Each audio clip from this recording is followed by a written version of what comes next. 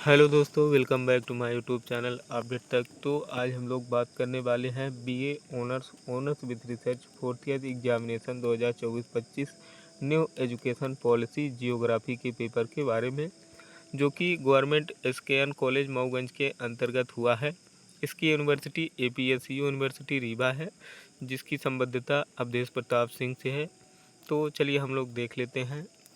APS university से संबद्धता रखने वाले सभी कॉलेजों के बीए ऑनर्स विथ रिसर्च का जो फोर्थ ईयर का पेपर हुआ है 2024-25 का, तो ये हर जगह सेम ही होता है। तो पेपर का नाम है geography of tourism. Time allowed 3 है, maximum mark 70 number, minimum passing mark 25 number का है।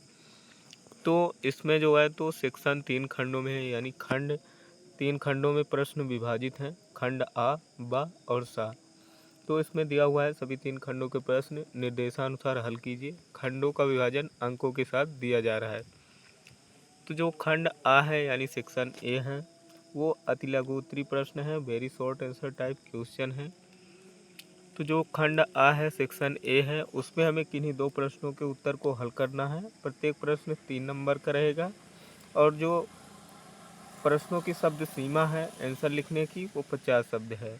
तो चलिए हम लोग देख लेते हैं। इसमें जो पहला क्वेश्चन है वो है पर्यटन का अर्थ स्पष्ट कीजिए, explain the meaning of tourism. दूसरा है पर्यटन का वैश्वीकरण पर क्या प्रभाव पड़ता है, what is impact did tourism have on globalization. तो जो पहले का तीसरा क्वेश्चन है उसको हम लोग देख लेते हैं। पहले का तीसरा क्वेश्चन है पर्यटन की विशेषताएं लिखिए, राइट द कैरेक्टरीज ऑफ टूरिज्म। पहले का चौथा है मध्य प्रदेश के पर्यटन स्थल कौन कौन से हैं, right about the tourism places in Madhya Pradesh. तो इन सभी क्वेश्चंस को आप लोगों को स्क्रीनशॉट ले लेना है या वीडियो को पॉज करके लिख लेना है और इन्हें तैयार कर लेना है। यानी कि मतलब कि इसमें जो अति लघु उत्तरीय प्रश्न है उसमें 4 ठो क्वेश्चन दिए हैं, इसमें से हमें किन्हीं 2 को करना है। इसमें से जो पहले का पहला है वो है पर्यटन का अर्थ स्पष्ट कीजिए, दूसरा है पर्यटन का वैश्वीकरण कीजिए, पर्यटन की विशेषताएं लिखिए, मध्य प्रदेश के पर्यटन स्थल कौन कौन से इसे हमें बताना है। तो इन सभी क्वेश्चन का स्क्रीनशॉट ले लीजिए और इन्हें आप तैयार कर लीजिए, क्योंकि ये क्वेश्चन बहुत इंपॉर्टेंट है। और मेरे यूट्यूब वीडियो को सब्सक्राइब और लाइक कर दीजिए। तो चलिए हम लोग आगे बढ़ते हैं, यानी कि सेक्शन बी की तरफ। तो खंड बा है हमारा, यानी कि सेक्शन बी, लघु उत्तरीय प्रश्न है, शॉर्ट आंसर टाइप क्वेश्चन है। इसमें हमें किन्हीं 4 प्रश्नों के उत्तर को देना है। प्रत्येक प्रश्न 9 नंबर का रहेगा और इसकी जो शब्द सीमा है वो 200 शब्दों की रहेगी, यानी आंसर हमको 200 शब्दों में लिखना है। तो जो दूसरा क्वेश्चन है वो है पर्यावरणीय हितैषी उद्योग के रूप में पर्यटन के तत्वों का वर्णन कीजिए, यानी describe the element of tourism and environment friendly industry. तीसरा है हमारा एक पर्यटन सर्किट है, समझाइए, व्हाट इज टूरिज्म का सर्किट एग्जाम्पल। पर्यटन उद्योग का विकास कैसे हुआ, how did the tourism industry develop. तो ये क्वेश्चन जो है वो है हमारे पास लघु उत्तरीय के, तो इनको हमें तैयार कर लेना है। पांचवा क्वेश्चन है हमारा, भारत में आस्था और विश्वास द्वारा पर्यटन का उद्विकास कैसे हुआ, स्पष्ट कीजिए, explain how faith and belief based tourism develop in India.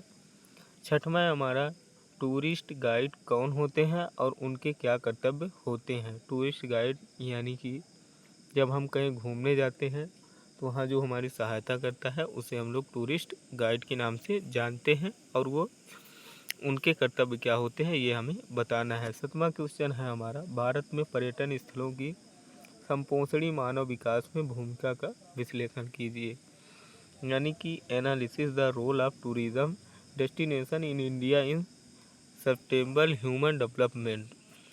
तो जो पेपर है वो हिंदी और इंग्लिश दोनों मीडियम में दिया हुआ है। आप जिस भी मीडियम के हों पेपर को ज़रूर तैयार कर लें, क्योंकि ये गवर्नमेंट एसकेएन पीजी कॉलेज मऊगंज के अंतर्गत पेपर हुआ है एपीएस यूनिवर्सिटी से, जो कि संबद्धता रखता है। और ये क्वेश्चन 2024-25 में बीए फोर्थ ईयर ऑनर्स का है, जो बहुत ही इम्पोर्टेंट है। तो चलिए हम लोग 8वें क्वेश्चन को देख लेते हैं। तो 8वां क्वेश्चन हमारा, भारत में पर्यटन के पर्यावरणीय प्रभाव क्या है, समझाइए, what are the environmental impact of tourism in India, explain. इसे हमें समझाना है।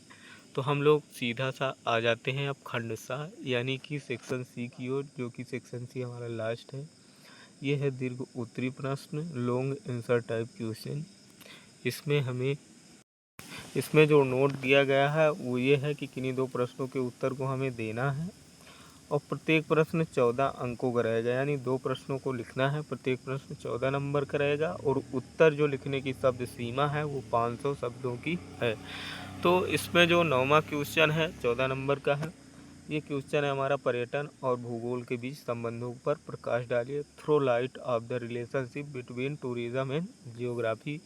तो ये क्वेश्चन हमें बहुत ही अच्छी तरह से तैयार कर लेना है, परिभाषाएं जो है इसकी हमें रट लेना है और क्वेश्चन को डायरेक्शन अपने से देना है, तभी जाके हमारा 14 नंबर हमको मिलेगा।